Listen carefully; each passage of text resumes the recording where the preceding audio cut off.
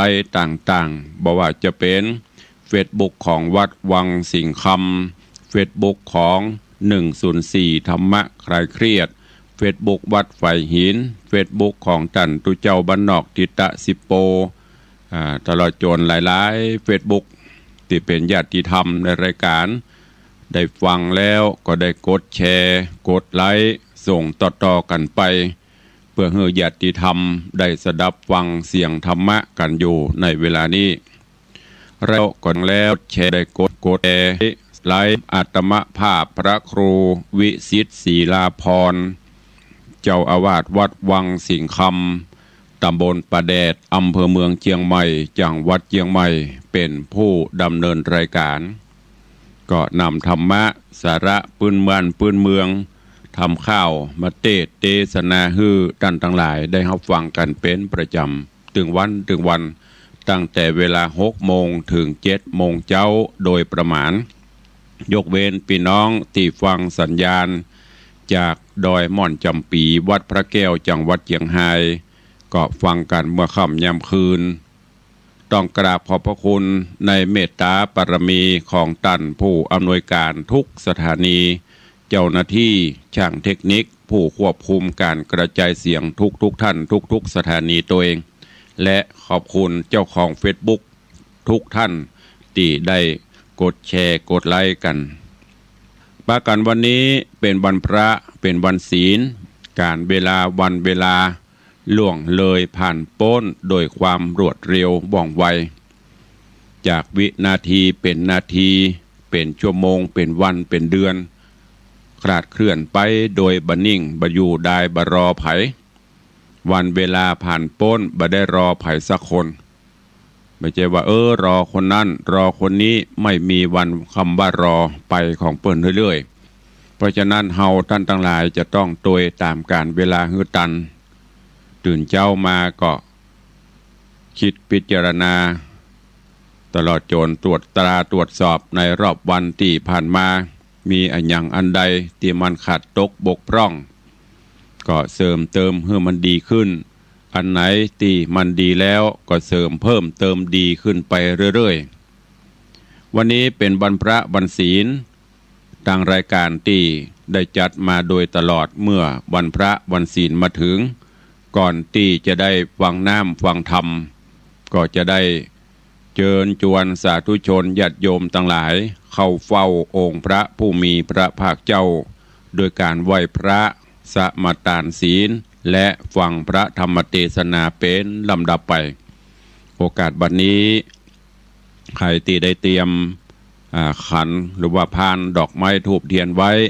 ก็จัดเตรียมเพื่อเรียบร้อยแล้วก็ดังที่ได้บอกมาโดยตลอดว่าวันพระวันศีลถ้าเป็นไปได้เชิญชวนพุทธศาสนิกชนทุกท่านได้นุ่งขาวห่มขาวอันเป็นสีของความบริสุทธิ์ผุดผ่องและพอให้เป็นระเบียบเรียบร้อยที่สำคัญก็เป็นการประกาศให้เจ้าโลกได้ฮู้ได้ทราบว่าเฮาเป็นพุทธศาสนิกชนทุกวันพระ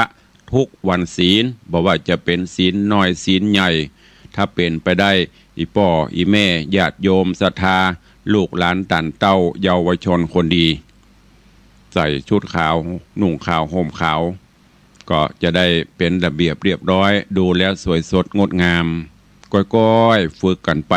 เมินไปมันก็จะชินแล้วก็จะทำให้รู้ว่าโอ้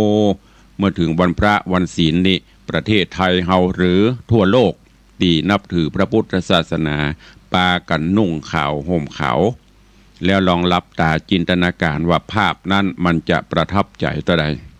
อันนี้ตุลุงได้เชิญชวนและรณรงค์มาโดยตลอดเนอะวันพระวันศีลเตรียมขันข้าวตอกดอกไม้ถ้าไปวัดได้ก็ไปวัดไปวาไปใส่ขันข้าวตอกดอกไม้ส่งสาเข้าสาบาตรทำบุญตักบาตรประพฤติวัดปฏิบัติธรรมไปบ่ได้ก็อยู่บ้านอยู่จองนบไหวสาเอาเนอะโอกาสบัดนี้เชิญทุกท่านเข้าเฝ้าพระผู้มีพระภาคเจ้าพร้อมกันณโอกาสบัดนี้อิมินาสการเรนะป พุทธังอภิปูชยามะอิมินาสการเนะธัมมังอภิปูชยามะอิมินาสการเนะสังฆังอภิปูชยามะอะระหังสัมมาสัมพุทโธภควาพุทธังภวันตังอภิวาเทมิสวากขาโตภควตาธัมโมธัมมังนะมัสสามิสุปฏิปันโนภควโตสาวกสังโฆสังฆังนะมามิหันธรรมยังพุทธัสสะภควโตบุพพาคณมกาลังกะโรมะเสนะโมตัสสะภะคะวะโตอะระหะโตสัมมาสัมพุทธัสสะนะโมตัสสะภะคะวะโตอะระหะโตสัมมาสัมพุทธัสสะนะโมตัสสะภะคะวะโตอะระหะโตสัมมาสัมพุทธัสสะอิติปิโสภะคะวะอะระหังสัมมาสัมพุทโธวิชชาจรณะสัมปันโนสุขโตโลกวิทูอนุตตโรปุริสะธัมมัสสารถิสัทธาเทวมนุษย์สานังพุทโธภควาติสวากขาโตภควตาธัมโมสันทิฏฐิโกอากาลิโกเอหิปัสสิโกโอปนะยิโกปัจจตังเวทิตปโปวินยูหิติสุปฏิปันโนภควโตสาวกสังโฆอุชุปฏิปันโนภควโตสาวกสังโฆยายะปฏิปันโนภควโตสาวกสังโฆสามีจิปฏิปันโนภควโตสาวกสังโฆยะทิทางจัตตาริปุริสายุคานิอัฏฐาปุริสาปุคลาเอสะภควโตสาวกสังโฆอาหุนยโยปาหุนยโยทักขินยโยอัญชลีกาลนิโยอนุตตรังปุญญเขตังโลกัสสาติได้ไหวพระนบธรรมจุ่มอกเย็นใจแล้วตอนนี้ไปตั้งอกตั้งใจสมาทานหับศีลเนอมะยังพันเตติสาลาเนนะสังหาปัญจสีนิยจามาตุติยัมปีมะยังพันเตติสาลาเนนะสังหาปัญจลานิยจามาตติยัมปีมะยังพันเตติสาลาเนนะสังหา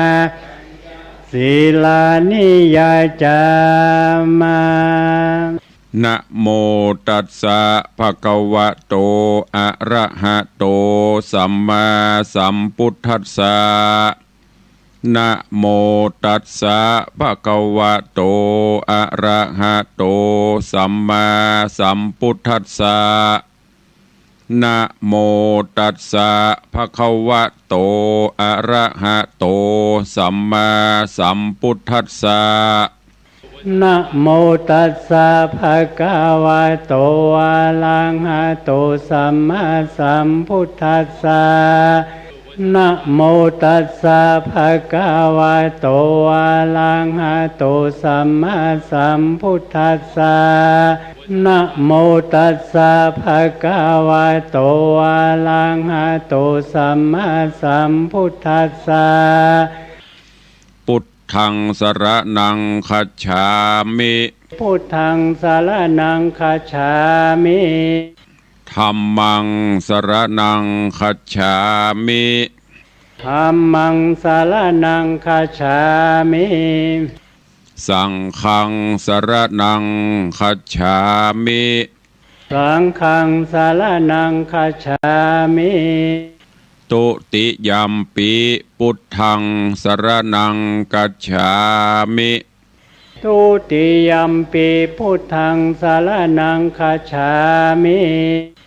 ตุติยัมปิธัมมังสรณังคัจฉามิทุติยัมปิธัมมังสรณังคัจฉามิตุติยัมปิสังฆังสรณังคัจฉามิทุติยัมปิสังฆังสรณังคัจฉามิตติยัมปิพุทธังสรณังคัจฉามิตติยัมปิพุทธังสรณังคัจฉามิตติยัมปิธัมมังสรณังคัจฉามิตติยัมปิธัมมังสรณังคัจฉามิตติยัมปิสังฆังสรณังคัจฉามิตติยัมปิสังฆังสรณังคัจฉามิปานาติปาตาเวรมณีสิกขาปตังสมาติญามิปานาติปาตาเวรมณีสิกขาปตังสมาธิยามิอตินนาตานาเวรมณีสิกขาปตังสมาติยามิอตินนาตานาเวรมณีสิกขาปตังสมาธิยามิกาเมสุมิจฉาจาราเวรมณีสิกขาปตังสมาติยามิกาเมสุมิจฉาจาราเวรมณีสิกขาปตังสมาธิยามิ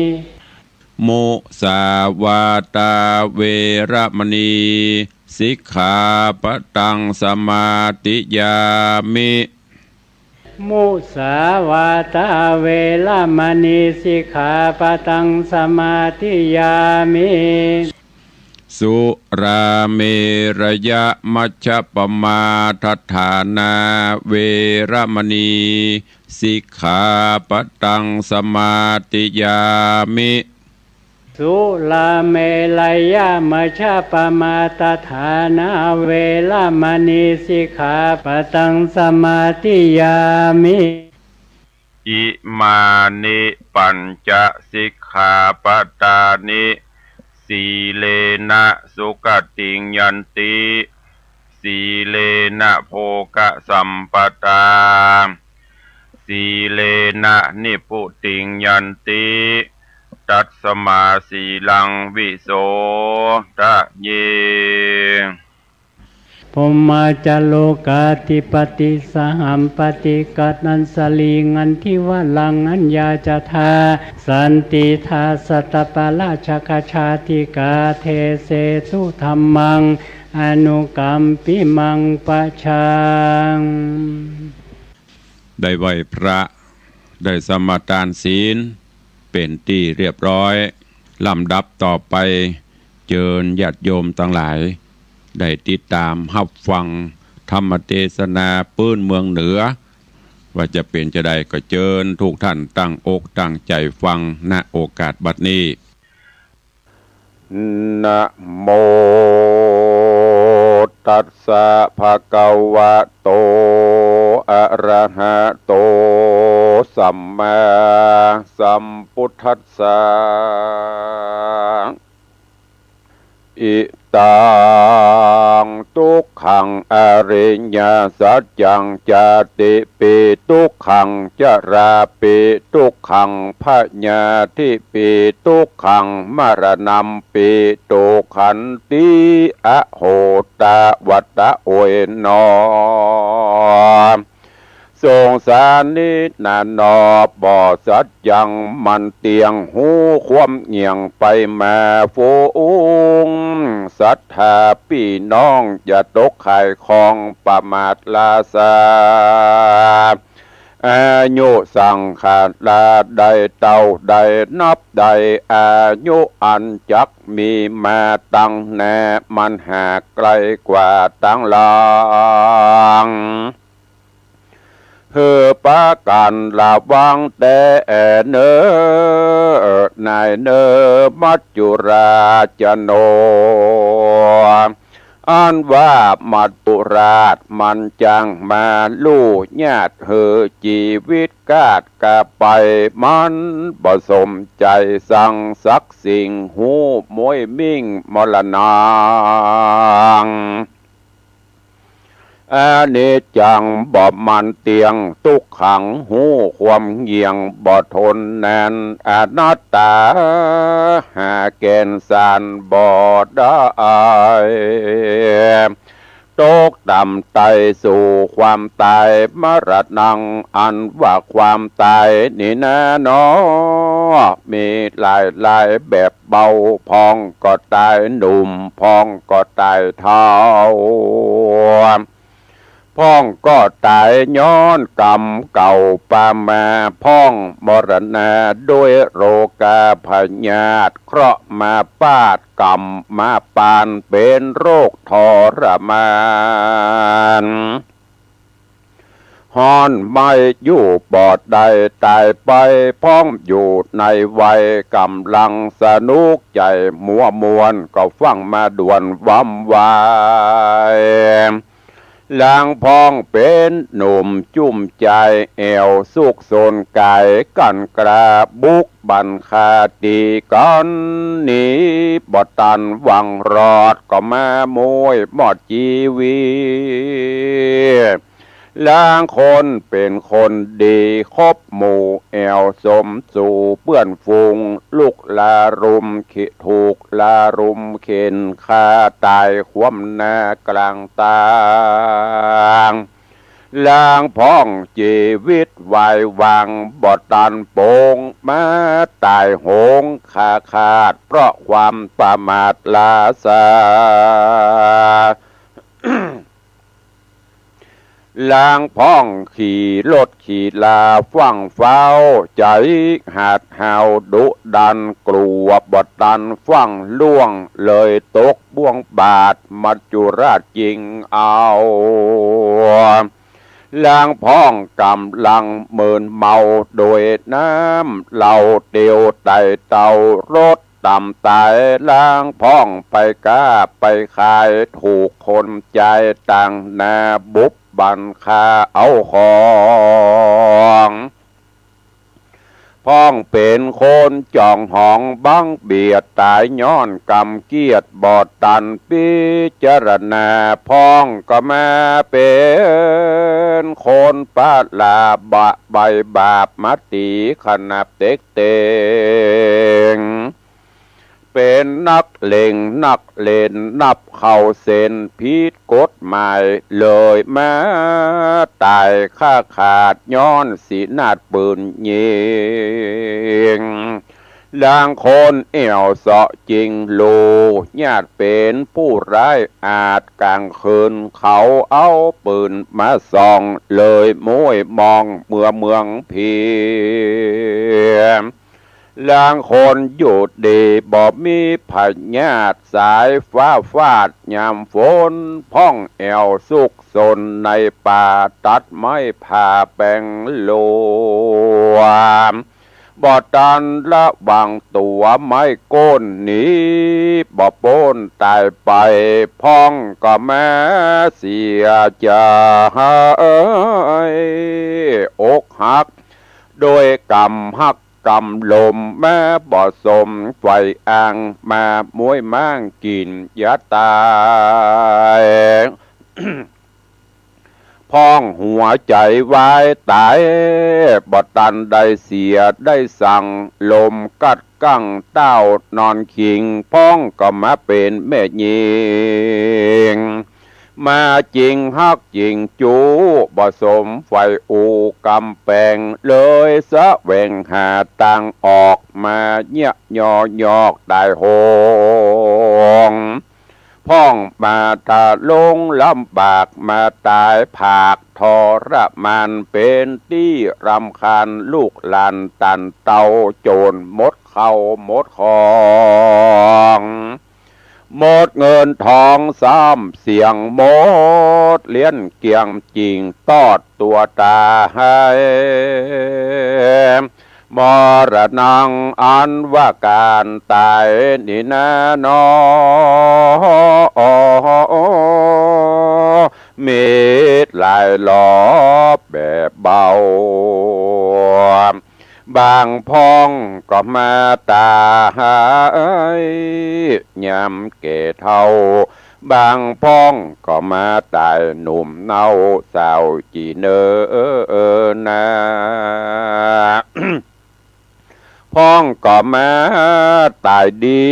พ้องก็มาตายหายสุดแต่กรรมมาแปดปลายตอบตัวแทนและนา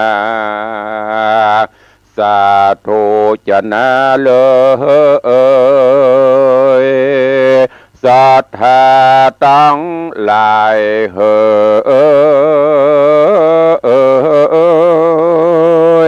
ใหญ่น้อยจงได้ปากาหติดตามไต่ถอยรถสถามสังขารังอันว่าสังขารนี้นาดอกมันบ่สัจจังเตี้ยงมันย่อมมาสุดการตัดติหันตัดตินั่นป่าจ้าแดนดงแดนโปดโป่งเตขว้างยังสลิดาร่างกายยัง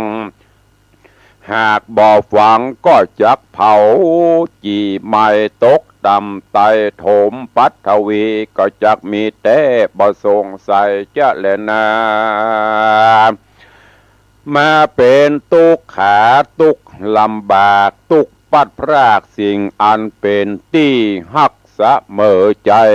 ก็มาลากันไปลุ่มลาเต้ากลมแน่นอเดียวได้มาตาปัดพรากดังพี่น้องหากบงสามาตายละปิดตามันดาพ่อแม่เจ้าตายละลูกเต่าอันเคยราลุมตายละฝูงเจ้าจุมอันเคยมาสู่ละตั้งหมู่มิตรแก้วสหายละตังปู่ย่าตาใหญ่ละรำหอยตังเล่นหลานน้อยน้อยปูนห่วงอะไรก็แม้จรจากได้ปัดพรากตั้งเข้าของมากหมู่เกหา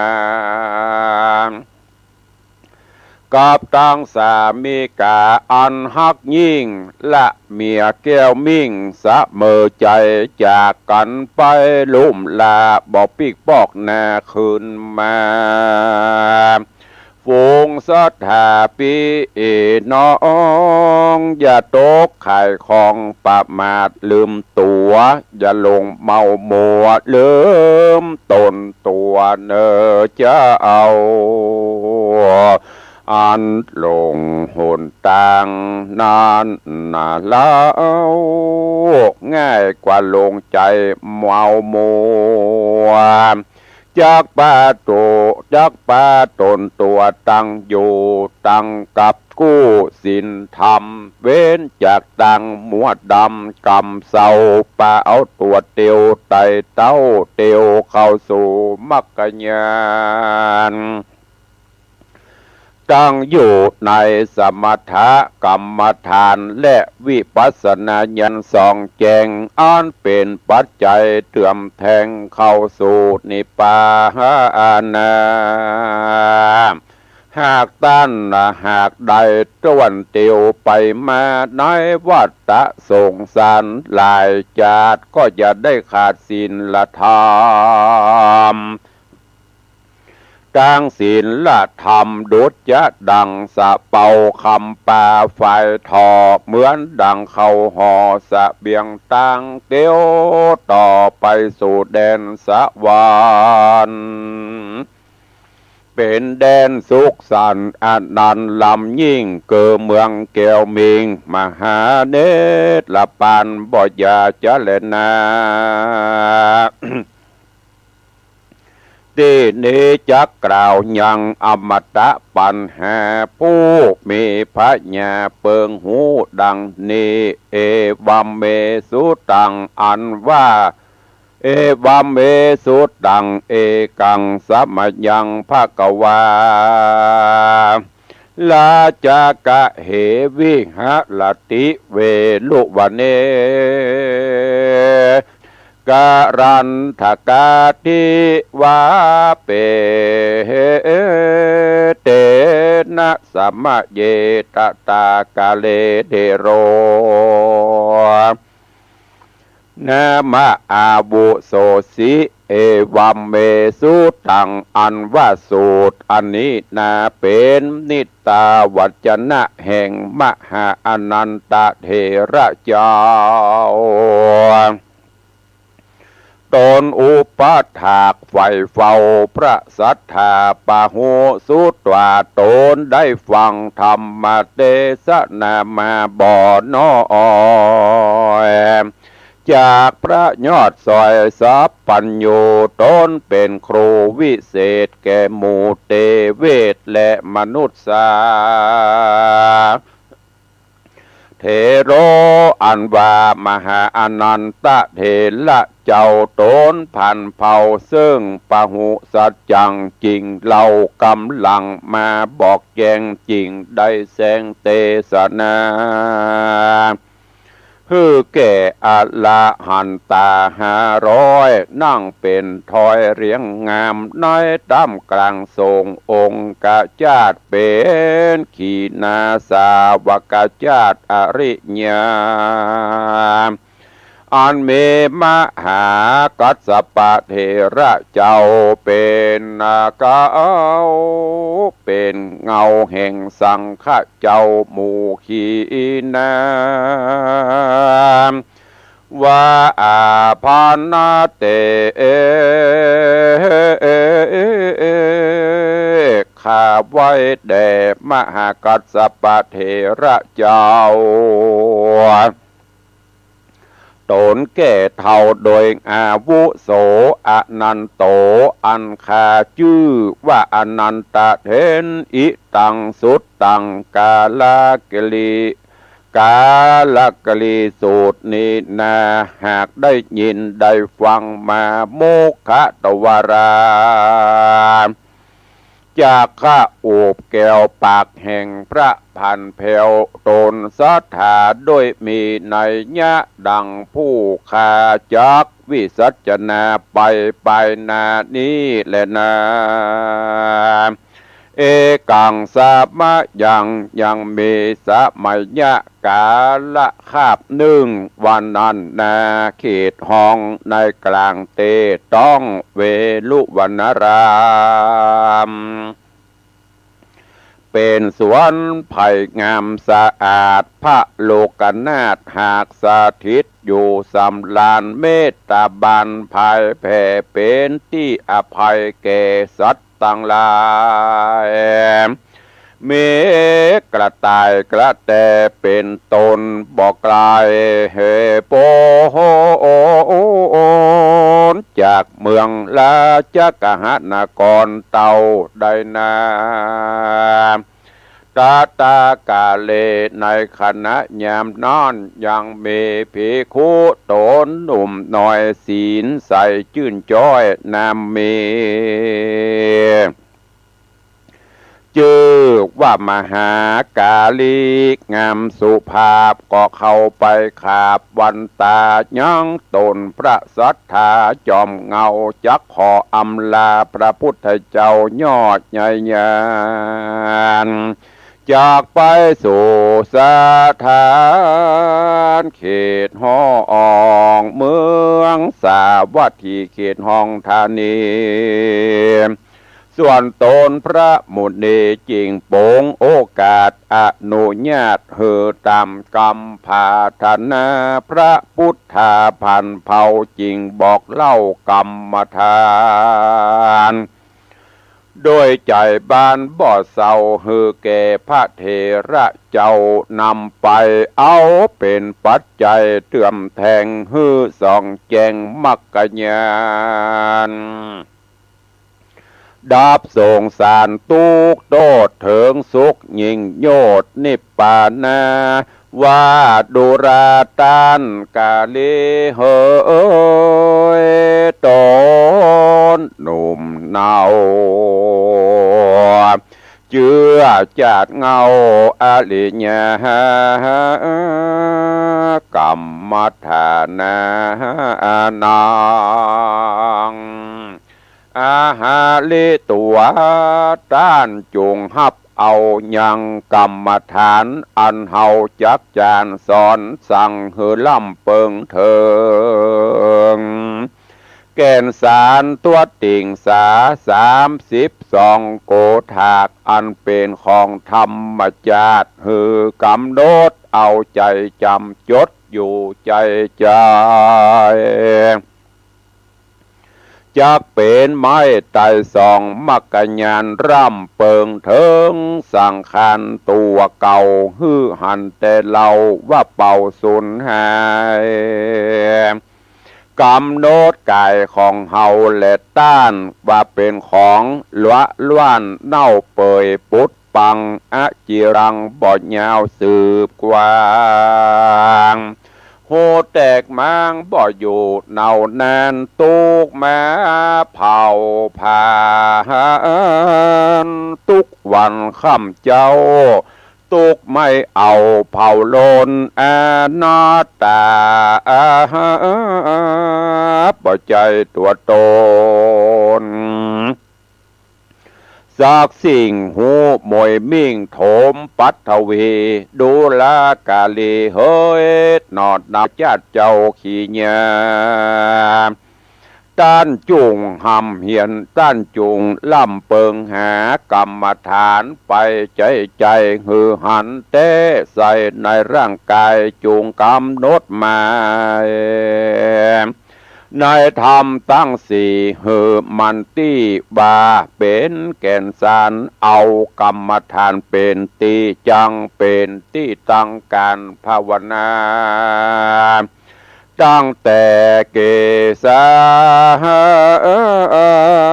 โลมาไปจุจอดต่อเตารอดมัทธเกมัทธลุงกังหือหานเป็นอนิจจังทุกขังอนัตตาเนนาด้านก็จักได้ถึงอรหันตาวันหนึ่งนาไปนาจุมโอดทอมทาปั้มเป่งเปียนจากถึงสุขสะเทียนยาวยิ่งกว้างหือเปลี่ยนก่อสร้างไปเตอะนาต้านเฮยตาในกาละยามนันเล่าพระกาสีเทละเจ้าโตนสุภาพก็นบน้อมขาบอำลายังพระสัทธาโตโอนาผ่านเผาเอาตมเตียวโอเข้าไปสู่ญางเมืองสาวัตถีราชธานีเตต้องเข้ายังจอดห้องป่าจะแดนโดง เขตโปดโป่งเตะกว้างยังสลิดาร่างกาญาโพดหมูสัตตาเป็นที่จางด้านเข้าจอดย่างปั้มเป่งเปลี่ยนโยสุกสะเทียนไปตนเดียวก็มีหันและนาเนติตังขีญาสังวันนาวิเศษจาห้องเหตุธรรมเตสาตันหาสามเงาผูกที่สองตอนที่หนึ่งเกาะบังโกมสมเรศสเดชญาติโยมสาธุชนทั้งหลายได้สดับหับฟังพระธรรมเทศนาเรื่องตัณหาสามเงาในผูกที่สองจบไปแหมหนึ่งตอนฟังแล้วเก็บแกะกรไกเอาสารธรรมน้อมนำไปคิดพิจารณาเนอะในตอนนี้พระธรรมเทศนาก็ได้กล่าวถึงอนิจจังทุกขังอนัตตาเฮาได้ศึกษาเฮาได้ยินได้ฟังมาครูบาอาจารย์ท่านเจ้านักปราชญ์ราชบัณฑิตได้นำบาลีเหล่านี้นำคำอูคำจาเหล่านี้มาเทศนาชี้แจงบรรยายหลายตอนหลายเตื้ออันนี้จังปฏิยังประมันทุกขังคือเป็นทุกอนัตตาไปใจตัวใจตนนั่นก็คือสอนให้เฮาได้พิจารณาในตนในตัวในอัตตานาวาตนตัวของเฮาเนี้ยทุกท่านทุกคนมีเหมือนกันหมดไม่มีใครที่จะปุดโป้นไปได้เพิ่นสอนให้จะได้ประมาทในชีวิตในความเป็นอยู่เนอะอีตังทุกขังอาเลญะสัจจังจาติปิทุกขาพญาจลาปิทุกขาพญาปิทุกขังบรณัมปิก็คือการเกิดแก่เจ็บตายการเกิดการคำเป็นอยู่ในโลกสงสารวัฏสงสารนี้มันบ่เที่ยงมันหูความเงียงบิดเบี้ยวเบี่ยงไปมาเพราะฉะนั้นคือน้อมจิตน้อมใจลำลึกนึกถึงสร้างคุณงามความดีอยู่ใจเนอะอายุสังขารของเฮาที่ผ่านมานั้นเฮานับได้อย่างที่ปะกันปีนี้ อายุตะไดต้องถามใหม่นะอายุเสี่ยงไปตะไดนั่นคือมันโป้นไปละเสี่ยงไปละบางพ่องก็เสี่ยงไปละ70 ปีบางพ่องก็80 ปีบางพ่องก็10 ปี20 ปีอันนั้นคืออายุที่มันเสี่ยงไปแต่อายุที่เขาจะได้มาตั้งหน้านั้นจะได้เท่าไหร่ก็ยังไม่รู้เจว่าเสี่ยงไป50 ปีจะได้มาแหม50 ปีก็บ่ฮู้ได้เกณฑ์เฉลี่ยอายุอย่างตุลุงเคยบอกทางการแพทย์เปิ่นวิเคราะห์ว่าอายุของคนเฮานั่นในสถานการณ์ปัจจุบันนี้เฉลี่ยประมาณ75 ถึง 80 ปีประมาณนั้น75 ถึง 80อยู่เกินกว่านั้นก็ถือว่าบุญแต่เฮาจะไปถึงหรือไม่แล้วก็ให้พินิจพิจารณาสมมุติว่ามันถึงเฮาก็ลองแบ่งว่าอย่างประเด็นเนี้ยตุลุงจะ60เนี่ย จะ60ก็เคยอู้กับมูลศรัทธาเฮาจะเหลือแหมถ้ามันมีอย่างอุบัติเหตุมันมีอย่างผิดพลาดระหว่างการเดินทางก็จะอยู่ไปแหมประมาณ15 ปีถ้า15 ปีถ้าบุญญาบารมีสูงบุญกุศลหนุนนำก็จะถึงประมาณ80แต่ว่ามันจะถึงหรือไม่แหม20 ปีไปตั้งหน้าเนี่ยภายที่70-80ก็เตรียมพร้อมซ้อมใจไว้เถอะไม่ต้องหือไม่ต้องเพราะมัจจุราชไปขอร้องมันบ่ได้ขอร้องกับเพื่อนบ่ได้ข้าขออยู่กับลูกกับหลานไปแหมสัก3 ปี4 ปีเตอะมันก็บ่ได้อย่างตุลุงไปเตศตุลุงก็ชี้แนะชี้นำพร่ำบอกตลอดพญามัจจุราชนี่มันบ่ฮับศีลบาทบ่ติดบ่ขาดศีลบนกับไผปะที่ไหนถ ถึงการเวลาก็ต้องเอานั่งกินข้าวอยู่มันก็เอาอย่างที่เป็นข้าวน่ะปลากันไปกินจิ้นจุ่มไปกินอะไรอย่างก็หมูกระทะไปได้แล้วอ่อนนุ่มเต้นน่ะกินไปกำลังกีบหมูกระทะเนียดเข้าไปปลั่นเข้าคอติดหลอดลมตายมันใจว่าโอ้ก็เดี๋ยวก่อนเนาะเอาไปห้องยามันหายก่อนให้มันไปลาลูกลาเมียก่อนมันว่ากินข้าวอยู่ก็เอานอนรับอยู่ก็เอาอันที่รับลวดไปอย่างเฮาหูเฮาหันนั่นเพิ่นบอกลูกโอ้ลูกเต้าเมียผัวเพิ่นมาก่อนได้สั่งได้ลาก็เอามันว่าเพราะฉะนั้นจะไปประมาทมัจจุราชติดตามเฮาอยู่เสมอคอยพอเฮาอยู่เสมอก็ให้พินิจพิจารณาการอยู่ในโลกนี้มันบอกว่ามันเป็นอนิจจังมันบ่เที่ยง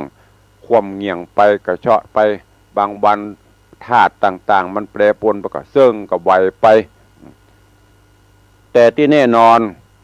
แน่นอนนั่นก็คือมรณังความตายทุกสรรพสิ่งมีชีวิตต้องประสบต้องพบต้องปะเหมือนกันหมด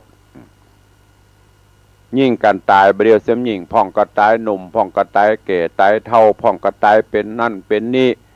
เคาะมาปานกรรมมาปาดก็ตายหูวันเกิดบ่หูวันตายเพราะฉะนั้นอย่าได้ประมาทในชีวิตในความเป็นอยู่เน้อเตือนอยู่เสมอบอกอยู่ตลอดคือเอาศีลเอาธรรมสมถกรรมฐานวิปัสสนากรรมฐานไว้นบครบยำจำศีลกินตานไปเน้อสิ่งเหล่านี้จะติดตามตนตัวเฮาไปได้ทรัพย์สิ่งสลิงคานไปตัวเฮาไปได้ลูกก็ไปตัวไปได้ผัวเมียก็ไปตัวไปได้รถก็ขับไปตัวก็ไปได้โฉนดที่ดินก็เอาไปได้กรรมมันยังไว้กับแบมือมดลองพอไปรดน้ำศพไปโหดน้ำศพนั่นคือปริศนาธรรมเปิ้นเอามือขวาเหยียดออกไปไม่ได้กรรมนะกรรมก็ไม่ได้เจ้าหน้าที่สัปเหร่อเพื่อจะแกะมือแบมือลงไป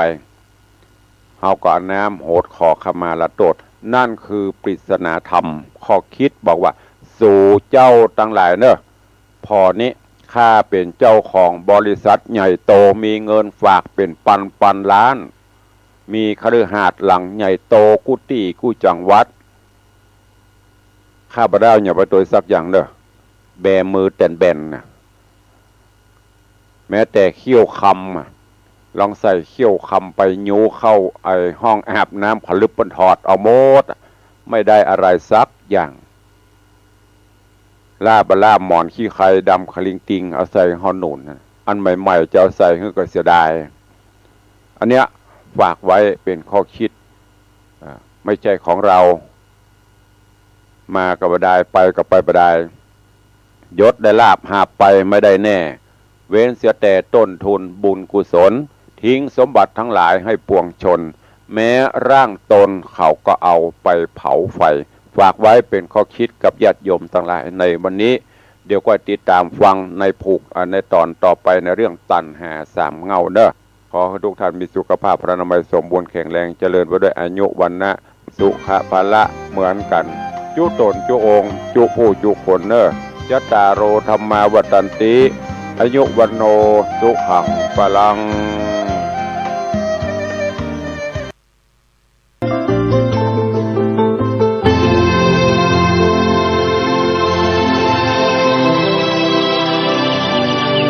วันนี้เป็นวันพระขอเรียนเชิญพุทธศาสนิกชนทุกท่านมากลั่นจิตให้ใสกลั่นใจให้เป็นบุญด้วยการให้ทานรักษาศีลและเจริญจิตภาวนาน้อมจิตให้เข้าถึงพระรัตนตรัย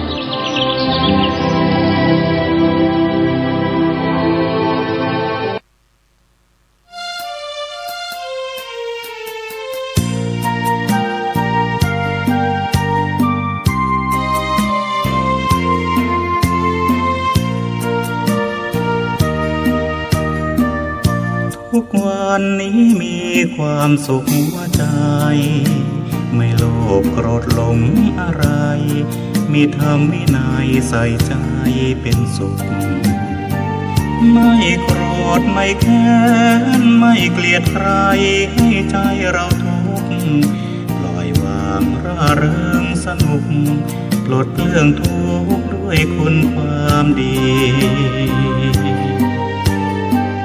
ไม่อิจฉาใครให้ใจมองเศร้าร่ำรวยอย่างไรช่างเขาขอเพียงเราพอเพียงที่มีใหญ่โตแค่ไหนมากเงินทองกองเท่าคิรีถ้าหากใครซึ่งความดีไม่มีความหมายอายคนนินทาเป็นบุญหนุนนำตัวเราได้ฟังธรรมะตั้งแต่เช้าขัดเกลาจิตใจเรื่อยมาหลวงพ่อเจ้าคุณพระเทพคือคุณศรัทธาให้พระมาเทศนาช่วยตอบปัญหาที่ค้างคาใจและคงโชคดีที่พระให้พรเชิญร่วมธรรมสัญจรได้พักผ่อนแดนธรรมรำไปสร้างบุญกุศลถวายทานกันตามปัจจัยอิ่มบุญเพิ่มพูนเราให้หน้าตาแจ่มใสจิตใจงดง